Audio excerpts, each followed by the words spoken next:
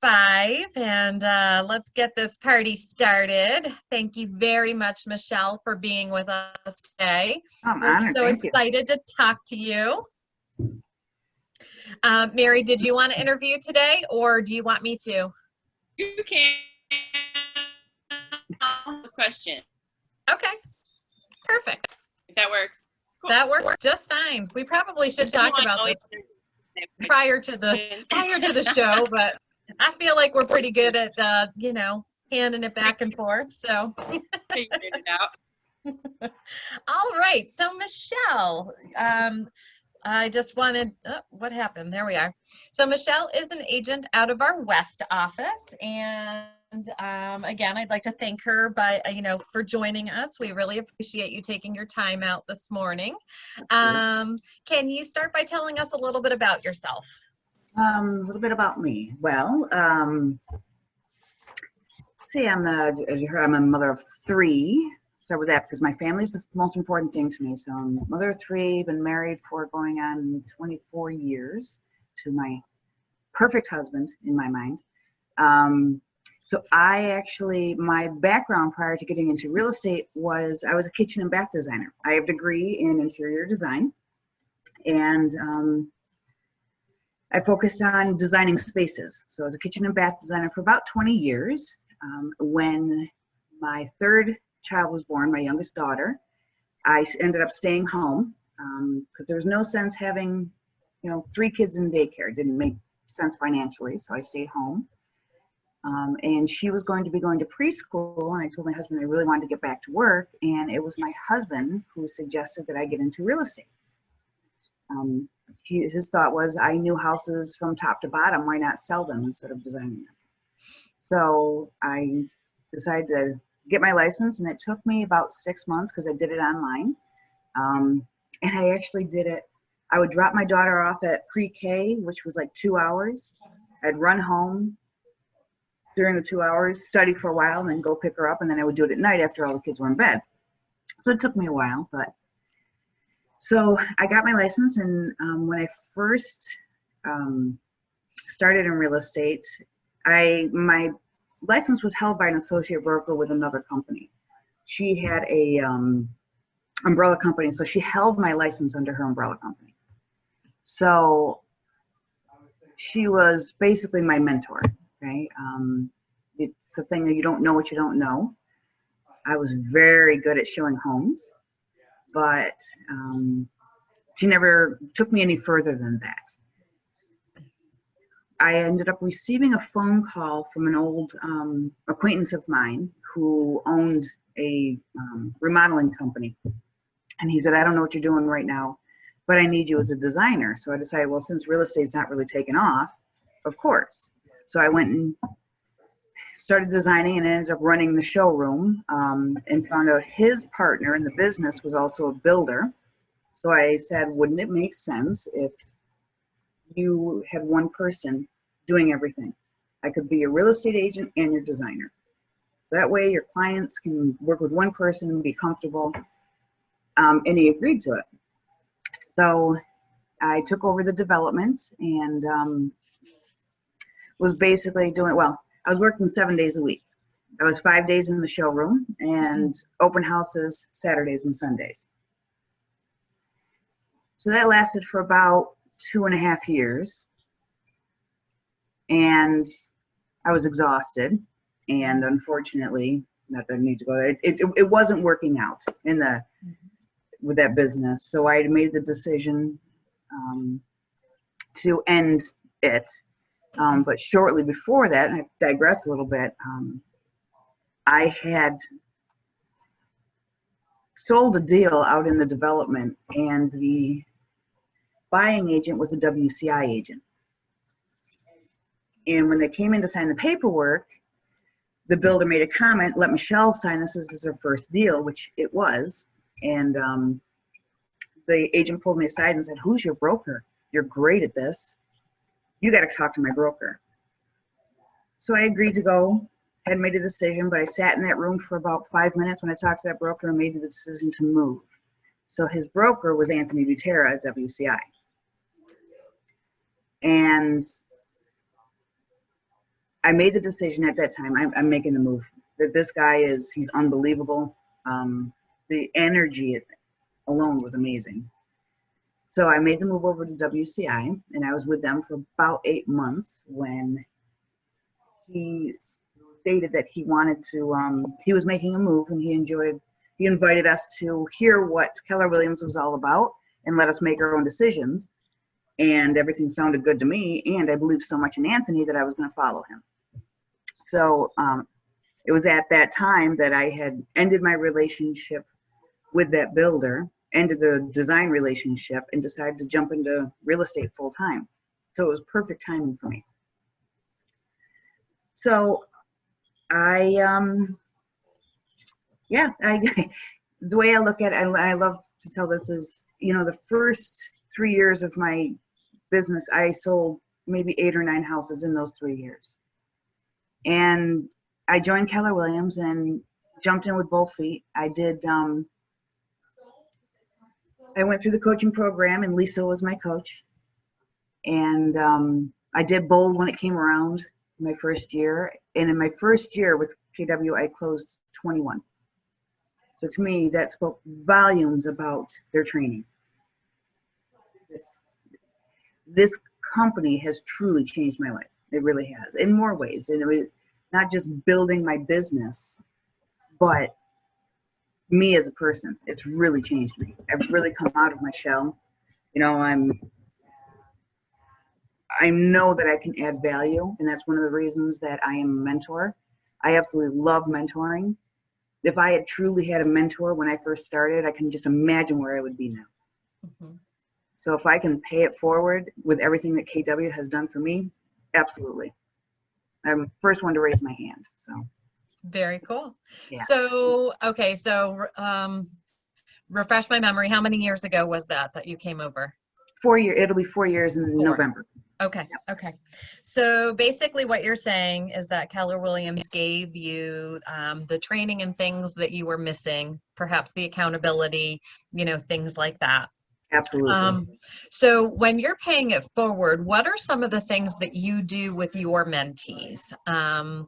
What were some of the most important key points that you think that you took away from that program? And what do you try to instill into others? Honestly, belief in themselves, that they can do it. I teach them the key points on, how to conduct their business, I guess you could say, and how to write offers properly. And, but the thing is, believe in yourself. Don't doubt yourself. Mm-hmm. It's, and that's where I struggled. And again, if it had happened for me sooner, where would I be today, right? So absolutely. And hopefully, a couple of I have one current mentee who's brand new with me, and a past mentee, and hopefully they always feel that I'm just a phone call away for them. Mm-hmm. Mm-hmm. So what's interesting about this, and I think Ron would agree with me, I don't know if he's on a work call right now or not, but we had our new agent mastermind class last night. And so Ron was on, and actually Bob Malone joined us last night. And, Ron was talking about the accepted offer that he has, and that, he did reach out to his mentor and, received a lot of help from this person. But one of the key topics we talked about last night was how do you handle maybe a difficult situation with another agent, right? Especially in this market. Or how do you handle difficult agents if they're on the other side? And then that kind of led into being brand new. Is there a stigma attached to that? And, how likely is it that somebody's going to accept your offer, and, so on and so forth. So what you're saying, get out of your own way, is true. And it does take, you have to have confidence built. But one of the things that I actually said last night was, from the tools and things that we have here at KW, you don't have to go in and play that I'm a brand new agent card, right? If an agent is going to take the time to look at your MLS ID, yes, they'll figure out that you're new, right? Mhm. But you don't have to say that you're new. You can say, I have a team of people. Do you know what I mean? And Exactly. just totally pose it that way. So whatever you got to do to get, to get started in the business, right? Exactly. So what were some of the things that Lisa pushed you to do? How did she get you to be comfortable and grow your business? It was funny. So it was the coaching program back then, and I wanted to be in the first group. And she's like, I don't know. You've got some deals. I don't think I need to be in the first group. I don't know anything. She just kept pushing me. She's like, no, you got to get out there. I'm moving you up. She just kept pushing me into my uncomfortable. And that is what helped me to start to speak up, and to, when I do speak up, realize that, wow, somebody's listening.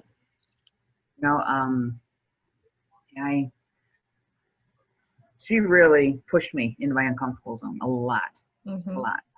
So what were some of those things? Just making me do cold calls was a huge one for me.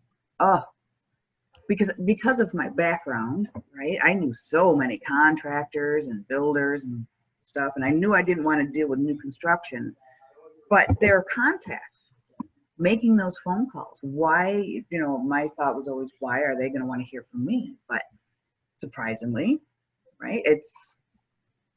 I would call them and they were happy to hear from me. Mm-hmm. And it was just letting them know that, just want to let you know, I've made a move. I'm with Keller Williams now. And it's funny because back, it was only 4 years ago, and a lot of people were like, with who? They really didn't know the name as much, but now everybody does, it seems like, but it was, the biggest was just putting myself out there and making the calls, which I still struggle with at times, but I do hear her voice in the back of my head, just do it. Right. It's not going to hurt. Something about that drunk monkey, right? Exactly. Oh dear.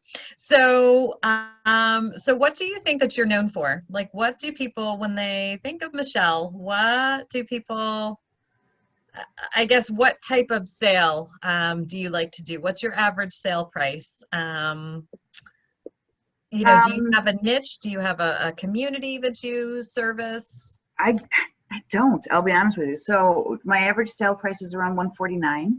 Okay. I don't have a niche. So for me, when I got started, there was an agent that was at WCI that moved over also. And he had to step away from the business, but he still holds his license. And he said, hey, listen, I do Realtor.com and Zillow leads. Would you like them? And then you just pay me a referral. Absolutely. That was how I got my start. I was paying him referral fees. I did that for about 2 years. And then I got on my own, started doing a different type of referral. But this year has been all me. And it's because I pride myself in my relationships with my clients.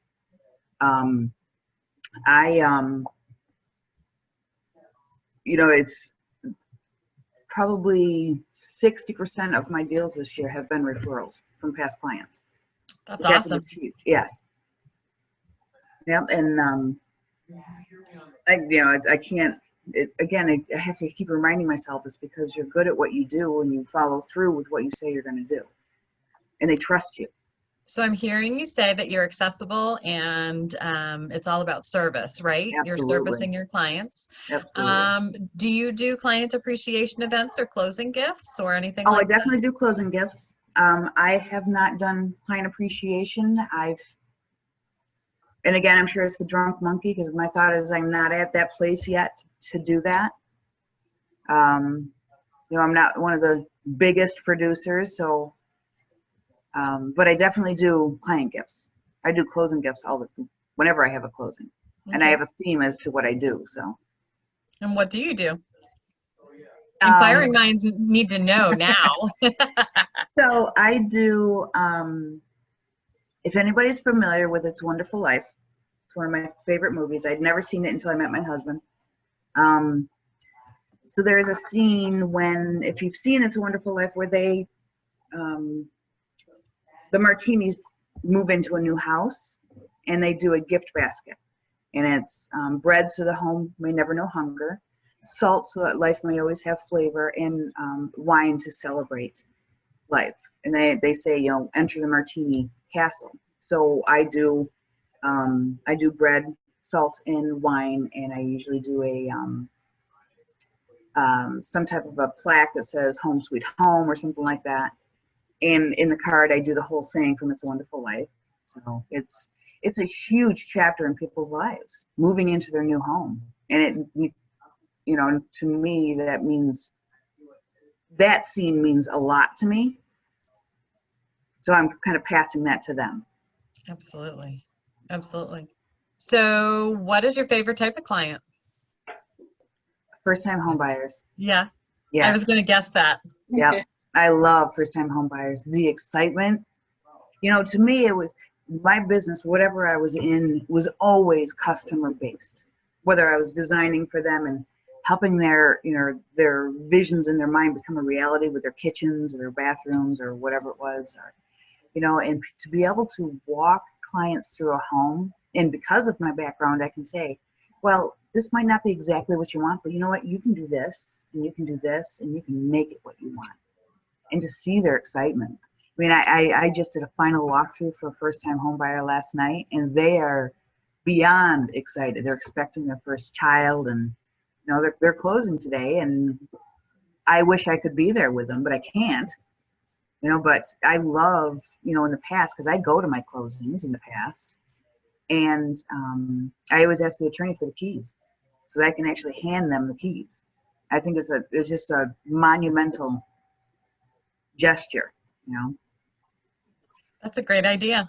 Yeah, it's just, but I take everything very personally, so I mean, that's me. That's how I do it. Right, right, right. So, okay, so you have a couple of mentees. Do you teach classes as well? I do. I think do. I've seen you on. My favorite one is, or the only one I teach, because I always sign up for, is Win the Buyer. Because I love working with buyers. I mean, this year's been heavy with sellers, but I love working with buyers. Mm-hmm. So. Okay, so let's go into that a little bit. Right. How do you win the buyer? How do you win? You know, it's trust, right? I mean, in today's age, it's hard because everybody's shopping online. So I have this. Any buyers that I work with are through a lead service, and you know, talking to them, the first introduction is on the phone. And it's at that time for me that I feel like you have to gain their trust, because that's what it's all about. They're putting their lives in your hand, in essence. You know, this is the biggest purchase we're going to be making in our lives right now. Mm-hmm. We need to know we have somebody that we can trust. So it may take time, you know, and I always ask them, do you have time to talk? And I'll walk them through the process. Mm-hmm. And let them know, if you decide to work with me, this is what you'll get from me. Mm-hmm. And it's hard because you can't do a lot of face-to-face anymore, you know, sit-down meetings. So I do a lot of phone, and then we meet at our, you know, the first showing face-to-face. Mm-hmm. Do you do Zoom calls as well, or no? Not with. I did one Zoom call, but the only reason I did that, I'm not comfortable with. But my husband actually works with somebody that's looking to buy a home, so I did a Zoom call with him and his wife. That's the only one I've done with a buyer. I'm starting to get used to this, because I actually do Zoom calls with my mentees at night. I do a group mentee session because I have 10 that I'm doing. I'm mentoring, so. That's cool. That's kind of like a mini mastermind session, right? Well, exactly. Yeah. I too was not comfortable with this whole Zoom thing. And the thought of having to look at myself while I'm talking, I mean, it's just, if I could just cover this up, that would be awesome. Yeah. But you know, it is the new way of life. And actually I find, if I have a choice between this or phone call, I actually prefer this. So, Really? Okay. you can kind of read body language where, Very when true. you're on the phone, it's kind of like you can't really envision who you're talking to, right? So, yeah, that's awesome. So here are the two questions. Where do you see yourself in 5 years and then 10 years? Where do I see myself in 5 years? Geez, I don't think that far ahead. If you I really could do. dream big. Well, okay, dream so I'll tell you, big. I don't have a time frame, but here's my thought process. Something I never thought I would do, I now have in the back of my mind that I want to start a team. I never pictured myself doing that. But I have met some rock star agents with people that I've mentored. And I've thought, wow, if I had a team, I would definitely have that person on my team. Mm-hmm. So I'm like, okay, it's in your mind. So my thought is I want to start a team. And I guess get to the 7th level, right? Leverage. And I want my husband to be able to retire. That's my goal is to do well enough in real estate that my husband can finally relax. He works very hard for this family, and I want him to be able to relax and enjoy himself. So get him to retire, and then I want to get to the 7th level so we can enjoy each other. There you go. There you go. Yes. So, Mary, I'm seeing some stuff in the chat box. Do you want to? Yeah, I just didn't want to interrupt you, so I figured I'd put No, in there you're while I fine. was thinking about them. You're fine. So yeah, I keep thinking things as we're talking. So one of them you were talking about. So you do buyer leads. Yes. Yes, you find that successful. You found a lot of success with that.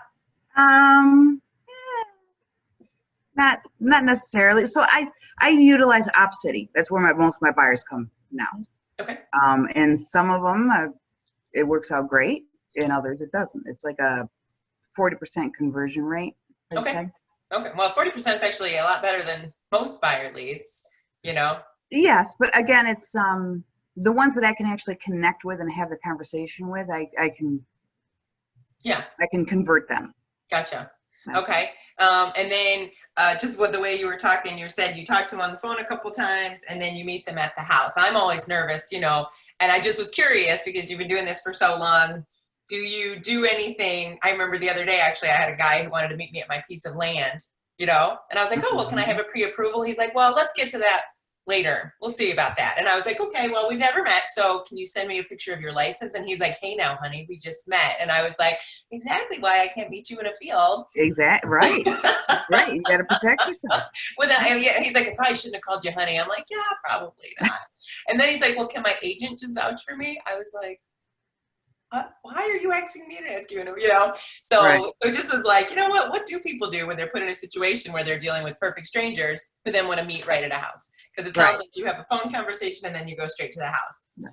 So I do make sure that all of my buyers are pre-qualified before I go. If they have not done it, I'll let them know that is a very important step, especially in today's market. I will not show any home without you being pre-qualified. Yeah. Okay. So I think get that's that done. enough. At least it's like something from a bank with their name, that they're a real human and not a mass murderer. Yeah, and I have had, I had to go to a listing one time in the city, and I wasn't feeling comfortable. It was a referral to me by a friend, and I actually took.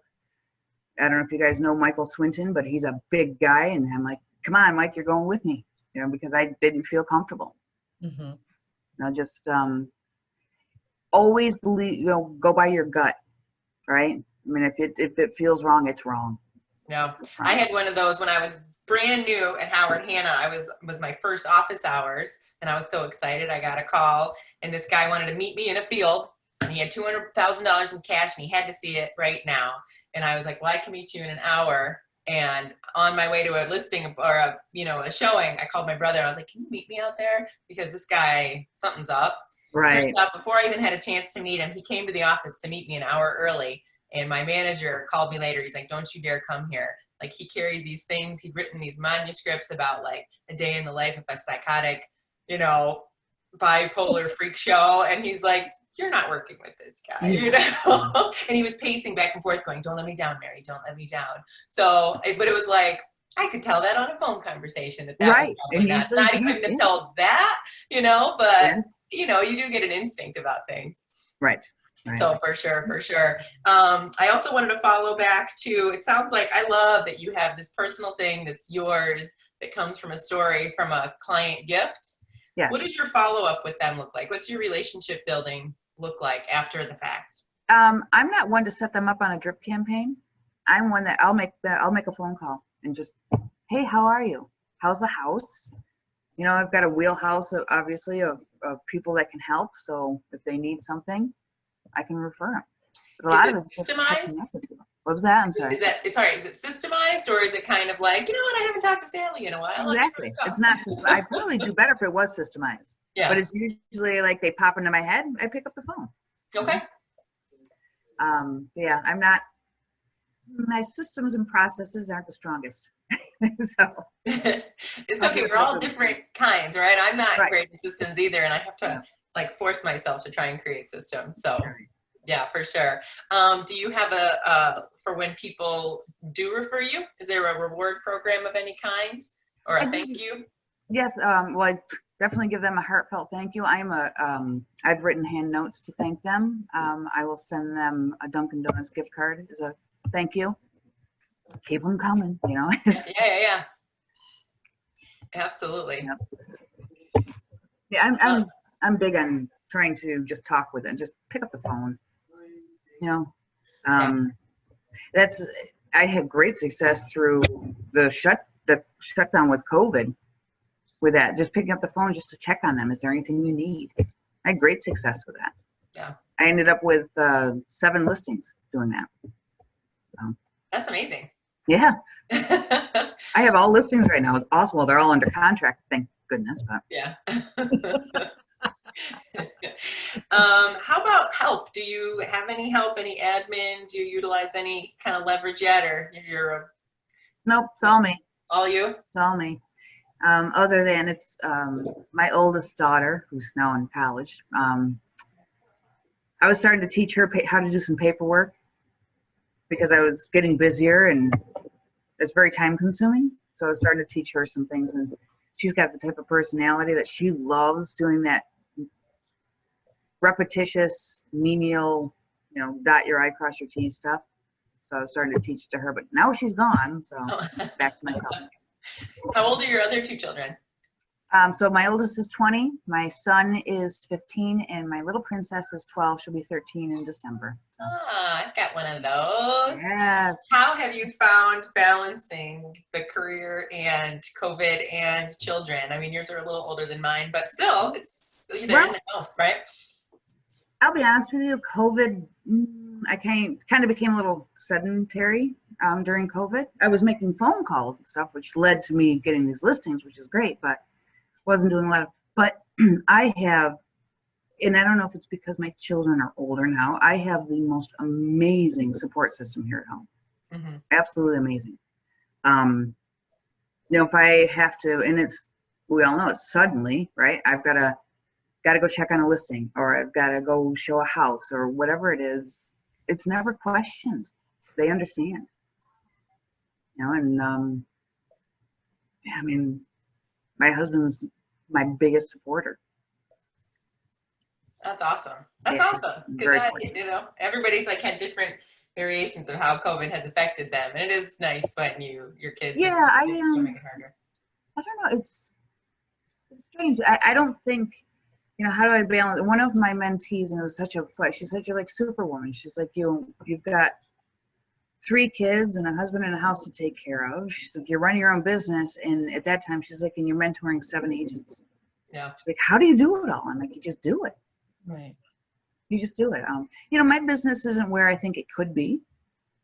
I'll be honest with you, but if I focused on that more, I think I would end up.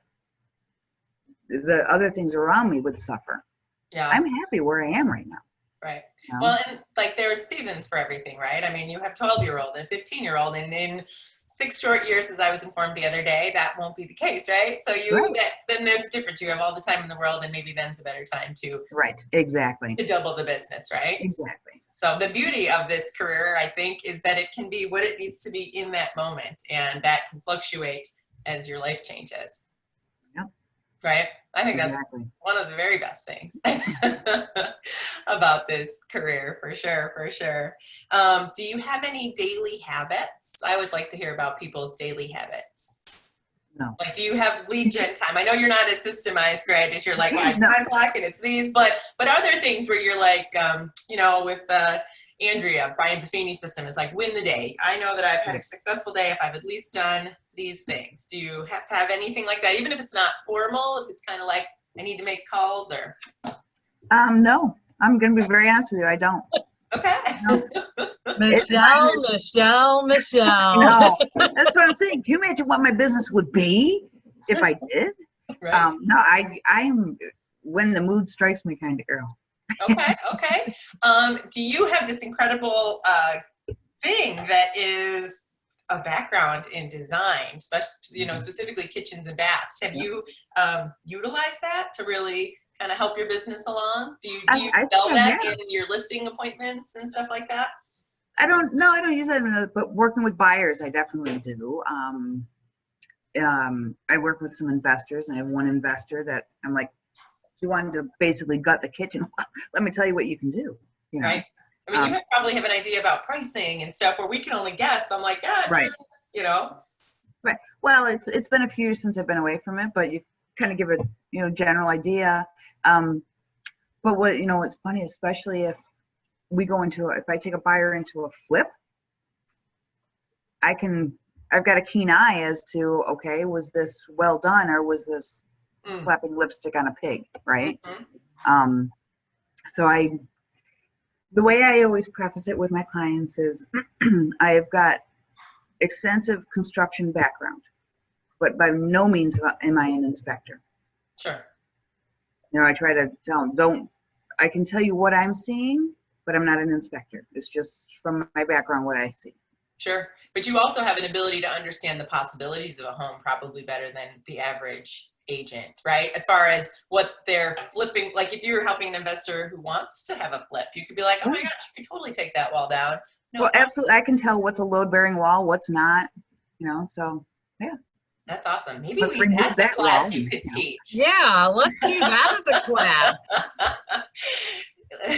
Kim, every time I do one of these lately, I find someone to teach a class. I'm like, ooh, you can teach a class on that. Do you do staging? I mean, obviously you understand design. You don't do anything like that? No, I always say I'm a spatial designer, not a pillow fluffer. Okay. There's a difference, right? Yeah, well, I think there's a distinct difference between it. I mean, like I said, I have a degree in interior design, but you wouldn't know it by looking at my house, because I'm not one to put things together and say, ooh, that looks pretty. I'm one to look at a structure and say, you know what, I think that we should open up that space. And so my mind thinks differently. Okay.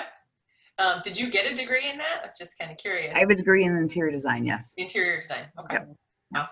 Awesome. So I jotted down 2 notes, Michelle, 2 easy things you can do. Okay. I got my notebook just in case I got anything. How about those wonderful things called smart plans? Do you put your people on a neighborhood nurture? Well, I've looked at I've got to take more classes, right? Because that's the only way that we can continue to learn. I can't figure out those smart plans. So okay. Why don't you Zoom with me at some point, or Chris? Okay. And because actually when you're putting I'm assuming you're putting your contacts into your database. Yes. When they close. So you've got their address, and basically it's just a matter of clicking the button and they go on to this. You can put them on a bi-weekly smart plan where they're getting stats about their neighborhood two times a month. And the other one I came up with was the home anniversary one. Yeah. It prompts you to make the phone call or the card or, whatever. And, again, just working to kind of systemize you a bit, and, because you're going to get to the point where you're going to need to leverage yourself. So you might as well start to do that slowly and build that in rather than you know, explode and go, well, now what do I do? Great suggestions. Thank you. You're welcome. So what do you guys have for her? Come on, she is a wealth of knowledge, man. Brian Schmidt, do you got any questions, or Lynn? I do. Good morning, Michelle. Hi, Lynn. How are you? Good, good. I have a question for you. You know, we're in a business that's the 80-20 rule as far as new agents and their success. So I always wonder about, you know, you working as a mentor as well as anyone else. How do you manage that with the expectation that you'll only be 20% successful? I mean, you probably don't even think of it that way. I guess the bigger thing is you put in an incredible amount of time to develop agents, and it's not just a given. Share that process with me, because I was actually thinking about talking to you about that.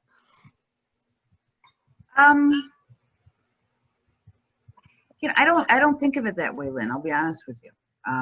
I see. So every mentee that I have is different. There are some that kind of want things handed to them. I'll be honest with you, like anything in life, right? Any agent. They don't want to do the work. Then there are others that are digging deep because they have a vision, and I encourage that, right? Like, you want to do this, I am here for you 100%. If you're floundering and you're not focused, I'm here, but I'm not as, you know, I'm only going to be as focused as you are, because I can't make people do something, right? I learned before there was ever even a mentoring program. I mentored somebody. I saw he was struggling, so I kind of took him under my wing, and I worked with him for about a year and a half. And Anthony finally said, "You can't want it more than he does." So I kind of carry that with me. I know I kind of got off on a tangent, but I really don't think of it that way. I just make sure that I'm there for them, and the ones that want it, you know. So I feel I'm only as successful as my mentees are, if that makes sense. Yeah, no, I think I think the role that you're in too is just is a challenge, because of the time that you invest. Can you, you know, the moderators were asking you, you know, about your systems or your hours. Mm-hmm. Can you share, like, obviously because you have to have, you know, set times with those folks. Can you share like how many people you have at a time, and how much time you spend with them? You must have regular meetings and call-ins and all that good stuff. Mm-hmm. So for the longest time I had 7. That was consistent all through COVID. I've been working with the same 7. And we meet Wednesday evenings at 6:30. We do a Zoom meeting. And I would cover certain things. I would have, okay, in this meeting we're doing this. And I would always send out an email ahead of time so we could get information as to who wants what covered. And I now have 10. I have 3 brand new agents that I'm going to be setting up because they're in a different place. I've got 2 that are going to be graduating, 2 that have 3 deals. One's got 1 deal, the other's got 2 deals. So they're pretty far along. Mm-hmm. So the 3 new ones, I'm going to be setting up a different meeting with them to start from square one, because I don't want them to get overwhelmed with all this information. But the reason that I do the group meetings is it got so very time consuming for me. I mean, I was meeting with a mentee every day, and not that I didn't mind, but it was taking away from my business. Yeah. So I had to take a step back and say, okay, you made a commitment to be a mentor. They're depending on you. What's the best way to do it? You know what? Let's do group meetings. That way they're going to be able to feed off each other. You know, just like this, you can ask questions, and everybody, you may think of something that somebody else hadn't thought about. Oh, that makes absolute sense. You know, so I do the group mentoring. Do you have an initial consultation with them over like a period of time to say, okay, this is how you write a purchase offer. This is what, you look at when you get offers accepted, things like that? I do individuals. In the group sessions, I have actually and recorded for them how to write an offer from beginning to end. Those are long sessions, but they need to know, right? It's not like I can meet with them and do it individual. And then how to enter a listing. I've done that. I've done a buyer consultations with them. I've done listing presentations with them as a group. And then we have days that we're just, we have talking points, right? I'll ask them, okay, this one, it's not going to be as structured. What have you been experiencing in the last week that you want to talk about? And they'll email it to me and I'll bring those up and we'll talk around those things.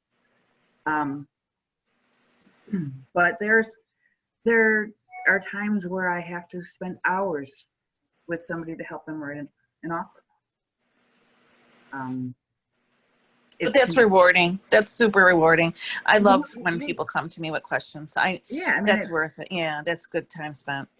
Well, it is and it isn't. Well, not hours upon hours, but definitely at least an hour. When it's the same agent asking me to help them write an offer, and I'm like, didn't we already do this? Didn't you take notes? Yeah. But like I said, it is what it is, and everybody learns differently, so. For sure. I evolve to what is needed, I guess you'd say. Gotcha. I think one of the hardest things about being a mentor is you don't know what they've learned from the other classes. Sometimes you don't know where you're starting with them. And so you make assumptions like, oh, well, you took Ignite, so you should know these things. And then they don't know, or you assume they don't know anything, Yeah, I assume they don't know anything. I'll be honest with you. I'll assume they don't know anything. I'll assume they've never taken them. Like last night, our mentor session was, hey, let me show you how to set up a search. Do you guys actually know how to set up a search and save it and email it to your clients? And the only reason I thought of that is one of my other mentees had taken some time off and he asked me to cover for him while he was away. And one of his clients called and said, he never sends me anything. Like, does he know how to set up a search? Did I ever cover that? And I start to question myself. To me, it's intuitive. You have a client, you set them up on the search, Right. But so I covered that last night. This is how you do it. Right. And of course I always take it one step further and okay, this is how you set up a search. If you have a search and they modify that search, this is how you change their criteria. So I try to cover as much as I can within that subject so I don't have to go back to it. How do you handle the accountability piece with them? Like, I'm assuming that you have things that you want them to work on, right? Mm-hmm. They've got the binder. How would you handle somebody if they continued, to come to the meeting and weren't prepared or didn't do what they were supposed to do? Well, you're good. You guys are all fine. I'm a very honest, transparent person. I'm not good at holding them accountable. I'll bring it up. Like I've sent out emails to everybody saying, listen, I had asked everybody to write purchase offers. I gave you the whole scenario, and when I do it, I don't give them everything. I'll leave out a few things to see if they know to ask, to make them think, right? Some will send it, others won't. So I'll send out a reminder email. Sometimes I'll just never get it. But I'm not good at saying, you know what? You can join our next meeting when you've sent me that offer. And I have a hard time with that. I don't know why. I know that's what I should be doing, but what if they miss out on something? Then again, I do record it, so they can always hear recording. I do, and because actually, I talk out loud a lot. So they have, I'm only harming them, now that I think about it, by not holding them accountable. Right? Can I make a suggestion? Yes. You could threaten them that they'll have to go, and if they don't do it, you're going to tell Jessica. That would scare the crap out of me. Yeah. No. If you don't do this, I'm just going to have to let Jessica know. I'm going to tell Jessica. Yeah. Thanks. Kind of back to just the business of real estate, because I know not everybody here is a mentor or wants to be a mentor. let's get like to mistakes. Anything you wish you'd known when you started off that you know now that you were like, oh, if only I'd known that then. Well, I guess when I first started, if I had only known that there's more to real estate than just like showing houses, that would have been nice. No, yeah, I'd say no, only, and I know it sounds silly, but only because it's ever evolving. Right. It's always changing. We're always learning something new. And my biggest thing is if I had only believed what I was capable of doing, you know, again, I always go back to that, is my belief in myself and my confidence within myself. Yeah. Because 4 years ago, when I stepped through those doors at Keller Williams, I would have never done this. Never. Right. Which is awesome. Yeah. And you think, so obviously we know that Lisa was a huge influence on you and Anthony's Yes. influence on you. And a lot of that is like kind of sticking you to getting out of your comfort zone. It's just interesting, like how to learn how to help people better, right? Your first mentor didn't really mentor you. She got what she needed out of you. She taught you what you needed to know for what she needed, right? And didn't help you grow. There wasn't a growth mindset, it sounds like. Right. Right. So it sounds like, you know, that the best way that you were nurtured was that someone believed in you, encouraged you to kind of do more than you thought you were even capable of doing. Right. Yeah. Absolutely. I love that. Absolutely. I love that. Yeah. You know, words cannot describe how much, you know, Lisa and Anthony and Jess mean to me, you know, and brought me to where I am right now. And this company, I mean, all of you, it's just amazing. It's an amazing experience to be within this family. It really is. Yeah. It sounds like the first brokerage wasn't typical. It wasn't like a Remax or a Hannah. So this might not be even an appropriate question, but what were the biggest changes going from one to the next? So actually my broker, she had an umbrella company. She was with the Bloom company. I never became a full-fledged agent there. I just stayed under her umbrella company. But all the doors were closed. Nobody talked to anybody. It was the strangest thing. And it's like, if somebody was sitting at a table and working on something, they were like this, you know, don't look at my stuff. They had these computers set up, and it was funny because they would make sure that it was all logged off, and they'd actually shut the computer down when they were done. It didn't matter if somebody else wanted to get to it.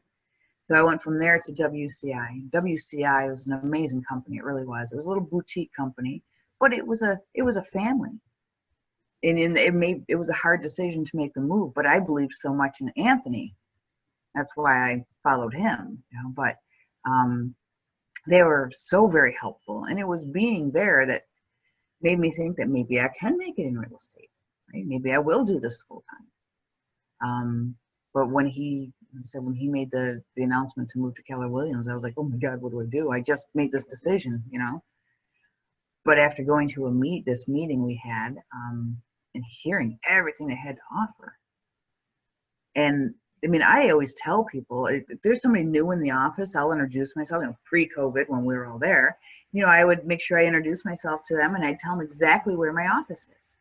Then the reason I picked where my office is because, you know, if anybody's ever been in the West Side, if you go upstairs, they've got the long tech area. There's an office straight ahead. That's my office. And I picked that office so that I was accessible to everybody. And I tell them, it's open door. If you need anything, you let me know. That's awesome. And I think it is one of the biggest things about this company, right? Is that that's part of the culture. So yeah. It's like when you walk through the doors, it feels like you're walking into your house or into a family, you know, member. Because everybody is so encouraging and respectful, and if you need anything, you let me know. Type, you know, that's what it's supposed to be all about. Awesome. Profit share. Do you work that part of the business, or? Not that much. I actually I have one person in my downline. I keep telling myself, why don't you just share your story with people and let them do the rest? You know, going from selling 8 or 9 houses in 3 years to 21 in my first year, that speaks volumes, right? Yeah, I have one person in my downline. Yeah. So I don't really